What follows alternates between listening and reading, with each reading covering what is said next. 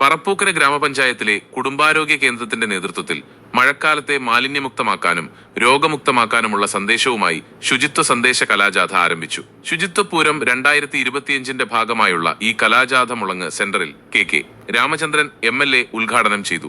ഗ്രാമപഞ്ചായത്ത് president K Anoop അധ്യക്ഷത വഹിച്ച ചടങ്ങിൽ vice president Beena Surendran, block panchayat ആരോഗ്യ വിദ്യാഭ്യാസ standing committee chairman PT Kishore, KC Pradeep, NM Pushpakaran, Dinesh Vellappadi, Sheena Pradeep, KK Prakashan, KV Subhash, medical officer doctor Lekha, assistant secretary MK Vijayan എന്നിവർ സംസാരിച്ചു. വിവിധ കേന്ദ്രങ്ങളിലെ പര്യടനത്തിന് ശേഷം ഈ കലാജാഥ 24-ന് നന്ദിക്കരയിൽ സമാപിക്കും.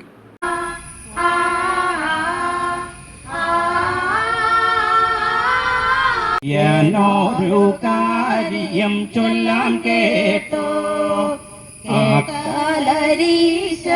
തോന്നും കേട്ടോ, നമ്മുടെ നാട്ടിലെ രോഗം ഭരണകാര്യം കേട്ടാലരീശമേക്കൊന്നു